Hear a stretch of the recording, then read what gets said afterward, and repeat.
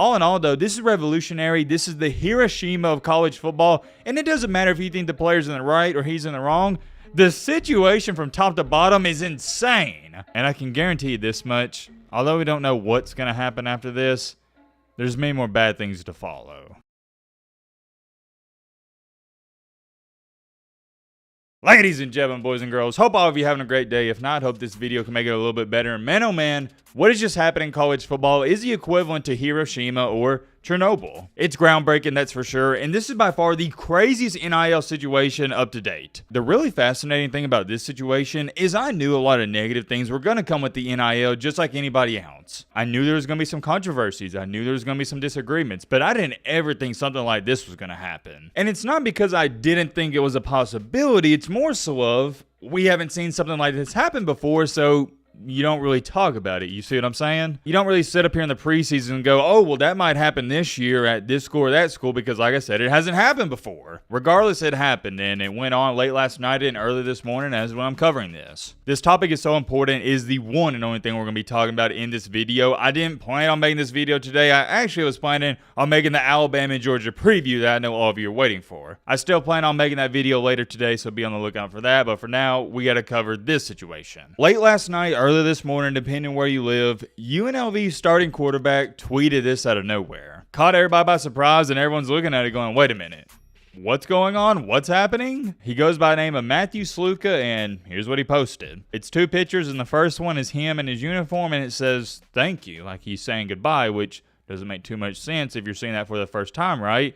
What do you mean, thank you? You didn't have some season-ending injury, and it's the middle of the year. Continuing along, here's the second slide. I have decided to utilize my redshirt year and will not be playing in any additional games this season. I committed to UNLV based on certain representations that were made to me, which were not upheld after I enrolled. Despite discussions, it became clear that these commitments would not be fulfilled in the future. I wish my teammates the best of luck this season and hope for the continued success of the program. If you're anything like myself, the first time you saw this, or maybe this is the first time you're seeing it, you can kind of put two and two together, right? Something's fishy and something's not adding up. Me using some context clues when he said I committed to UNLV based on certain representations that were made to me, I kind of figured, yeah, it had something to do with NIL. But here was the biggest question. What type of representations are we talking about? In other terms, what type of money are we talking about? Are we talking about they promised you $1 million, $50,000, $500,000? What are we looking like? Come to find out, earlier this morning, the news got released on how much money UNLV promised him and how much money they gave him. Pete Thamel tweeted out, former UNLV quarterback Matthew Sluka's NIL representation, Marcus Cromartie of Equity Sports, told ESPN that Sluka was verbally promised a minimum of $100,000 from a UNLV assistant coach for transferring there.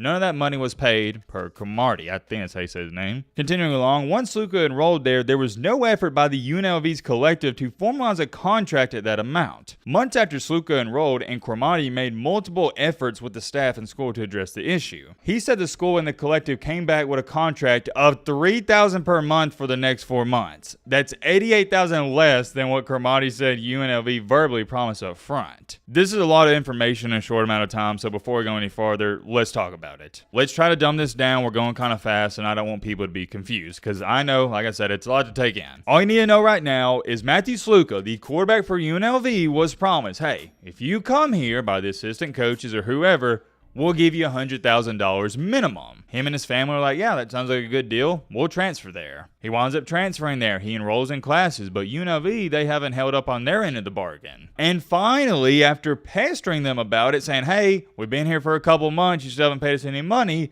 UNLV says, okay, here's what we're going to do. We'll give you $3,000 per month, which is an absolute slap in the face. You promised the kid $100,000, and now you're saying, okay, we'll give you $3,000, not for 12 months, but for the next 4 months, basically football season. We're not even close to being done with this, but if all that's true, that's crazy. And I may touch on this more later in this video, but I talked to a lot of these 4- and 5-star recruits. I talked to a lot of these guys in the transfer portal. I talked to many people in the college football industry.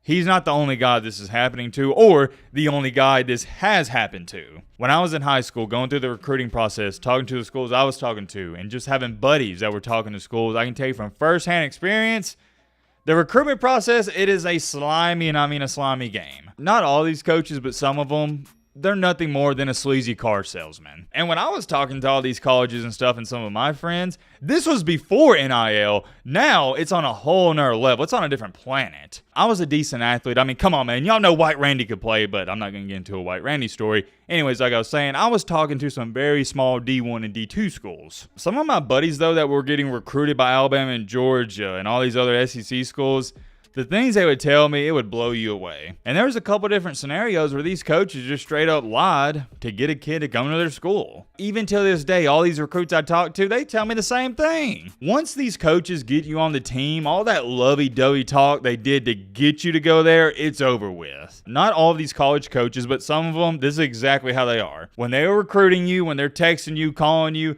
coming to your home, coming to your games, they're telling you the same thing. Oh yeah, you're going to be the guy, man. You come here, you're going to play right away. It's going to be awesome. You're going to love the campus, etc., etc. Hyping you up, making you feel like you're the chosen one. But when you go there, that energy, it's gone. Why is it gone? For the simple fact of, they got you. There's many more things I could say about that, but let's get back to this thread on Twitter. Continuing along, the only money Sluka has received from UNLV per Cromartie is a $3,000 relocation stipend for his move. Cromartie said there was never an ask for money after UNLV's hot start, only the initial amount he was promised up front. Okay, so that's interesting, but let's read this last one before we talk about any of that. When that didn't come, talking about the $100K he was supposed to get, he evaluated his options and decided to play elsewhere next year. The redshirt will allow him to play a full spring at a new school and develop with a trainer this fall. He enrolled in July at UNLV after graduating from Holy Cross and missed spring. For those of you who don't know, and this is what makes this such the big situation that it is,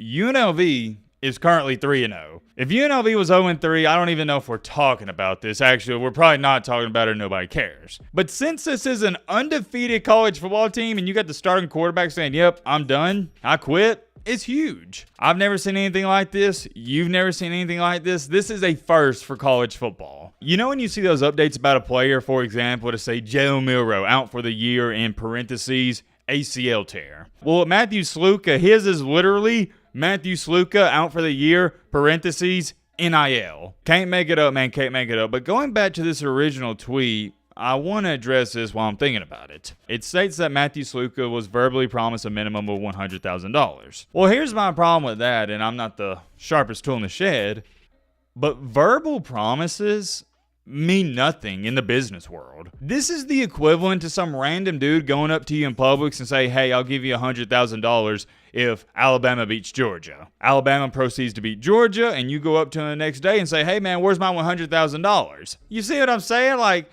you didn't sign a contract. Do you really think that guy's about to pay you $100,000? Heck to the no. Anything over 1,000 doubloons, in my humble opinion, you gotta get a contract. Sometimes in life, the lemon isn't worth the squeeze. What I'm referring to in this analogy is some things aren't worth getting in writing. For example, let's say some NIL company was going to give Matthew Sluka $750 for some sponsorship or something. They were going to send him some clothes, wanted him to wear it in an Instagram picture.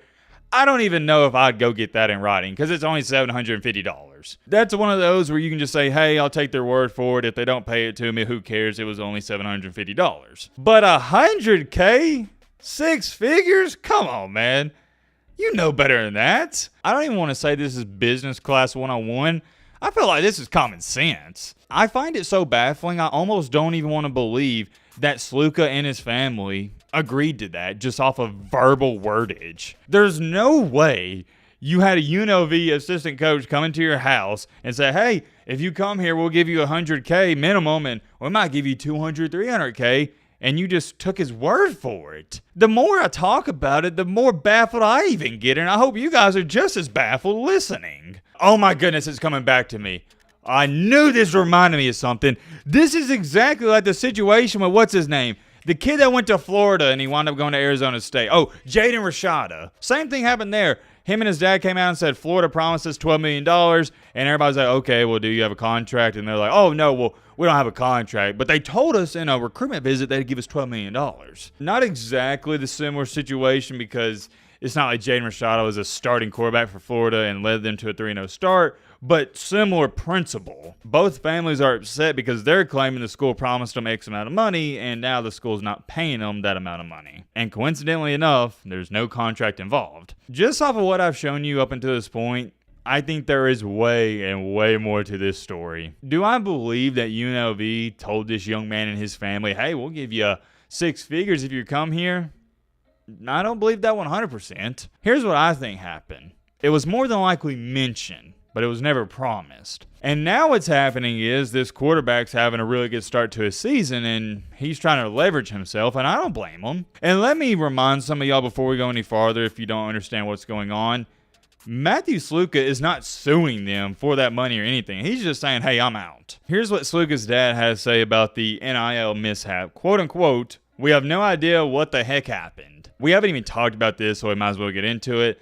There's a lot of people hating on this young man for obvious reasons. It goes without being said. Everybody and their mom is labeling him as a quitter, saying he quit on his team. What is college football turned into, and yada, yada, yada. You know how it goes. If you want my 2 cents on the situation, I'll give it to you right here. I ain't mad at him. Let me ask you a question. This was the first thing that came to my mind when I saw people hating on him already. I assume a good majority of you watching right now, you have a job. Imagine working for, let's just say 2 to 3 weeks and not being paid. You'd be pretty pissed. Or maybe not pissed, but you most certainly wouldn't be happy and you'd want to know what's going on. Same thing here. If you want to know how crazy a person can act, play with their money. That's all I'm going to say. Messing around with somebody's money, and I think we can all agree with this, it ain't a game you want to play. You can say what you want about, oh, what has happened to the game I come to love and know, but it's over with. This is a new era, baby. This is the new modern version of college football. It's the NFL 2.0, NFL JV, whatever you want to call it. It's a business, and for these players, you got to operate like a business. What he's doing is the same thing we see in the NFL all the time, where these players are holding out on their contracts. Why have all these running backs and wide receivers been holding out on their contracts? Because they want more money. They feel like they're worth more. Same thing here. And actually, this one's even worse if what he's saying is true, because they actually promised him an amount of money and he's not getting it. So this one, at least for me, is even more understandable than an NFL player sitting out, because they're just wanting more money they didn't have in the first place. This guy's wanting money that he was supposed to have. Big difference. Like I said, imagine working your job for 3 weeks and they don't pay you. What would you do at first? Well, more than likely, you would approach them and say, hey, I didn't get paid this past week or these past 2 weeks. What's going on? They say, oh yeah, we're working on it. We'll get to you next week. The following week arrives. You don't get paid for that. And you ask them again, hey, have y'all figured out what's going on with my money? And they say, oh yeah, we're going to get it resolved next week. And the next week comes, doesn't happen, and just keeps going on and on and on. And that's exactly what happened here. Him and his agent kept pestering him. Hey, what about that $100,000 supposed to get? And they just kept putting him off. And finally, he stood up for himself and said, hey, if you don't pay me by the 4th game, I'm out. And they probably thought he was joking, and no, he was being dead serious, so he left. And that'd be the same thing a lot of you would do. You'd ask your job about why you haven't been paid, and finally it gets to the point where you just quit, and it's not because of the money, it's about the principle. But, and I have a really big but, you better believe this, I'm saying if all this is true, according to him and his family, they promised him $100K, and they didn't deliver, then yes, I'm on his side. But the way things are looking right now, I feel like there's more to this story, because a young man who's smart enough to realize I don't need to play my 4th game so I can have another year at eligibility to make more money in the NIL department is also smart enough to realize he should have had a contract written for this. All in all, though, this is revolutionary. This is the Hiroshima of college football, and it doesn't matter if you think the player's in the right or he's in the wrong. The situation from top to bottom is insane. And I can guarantee you this much, although we don't know what's going to happen after this, there's many more bad things to follow. I'm going to try to figure out what in the world's going on. I know this was a long video, and we still got to do the Alabama-Georgia video, so hope you guys enjoyed. I'm curious. Let me know your thoughts on all this down below. But